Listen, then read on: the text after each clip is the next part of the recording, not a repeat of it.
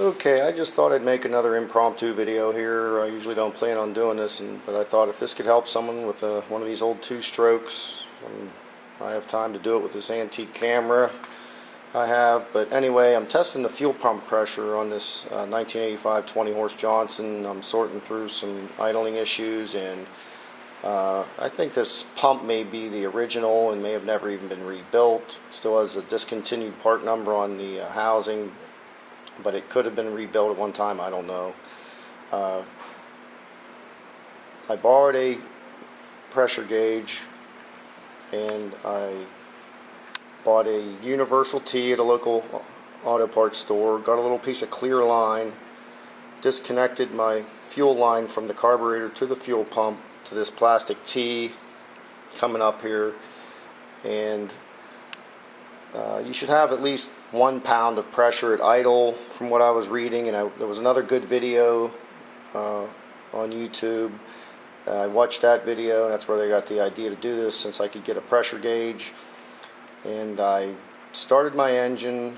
Like I said, I'm having some idle issues with it, and I think at 600 RPM it's supposed to be at least a pound, and increase a little bit up to, I don't know, maybe 1.5 pounds, 2 pounds is good.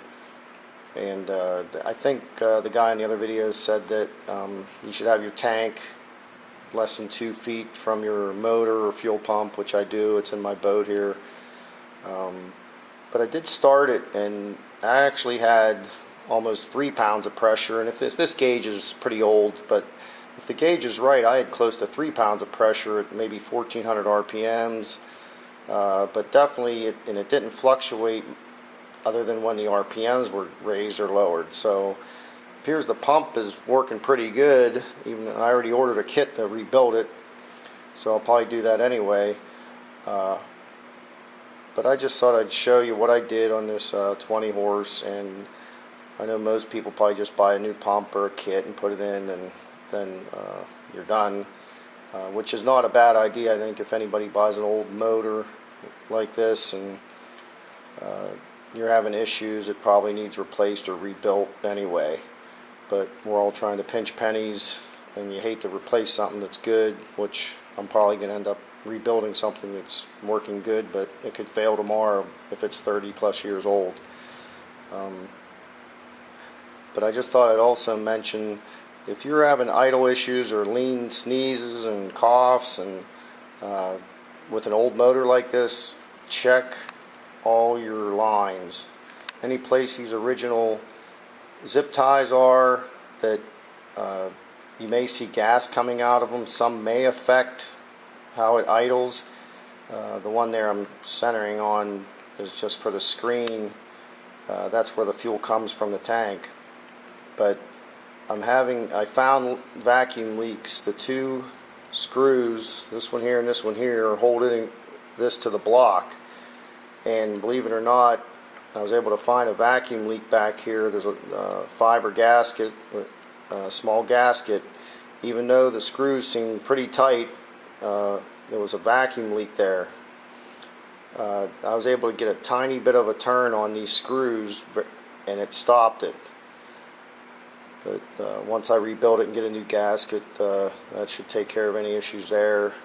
But also, anybody that has a priming pump like I have here, manual pump, or even probably electric ones that has the hoses, and if you see, I took the hose off here, but I actually had a vacuum leak here where the old hose was. I had this off and put it back on, and I didn't cut the end off.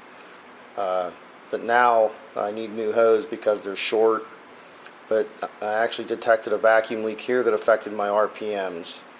And I may have had one here also. This is a brand new hose. I had a new zip tie on there, but I thought I was getting a leak there.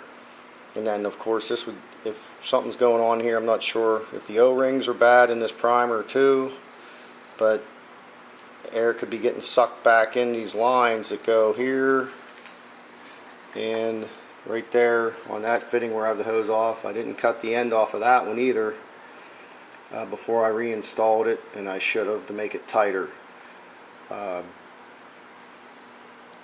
But yeah, anybody that has one of these old motors, even if you're not really having too many problems. And if you see any seepage, replace your hoses or cut the ends off and zip tie them really tight, because believe it or not, you could save yourself a lot of issues with idling, mainly probably, or possibly running lean at high RPMs also.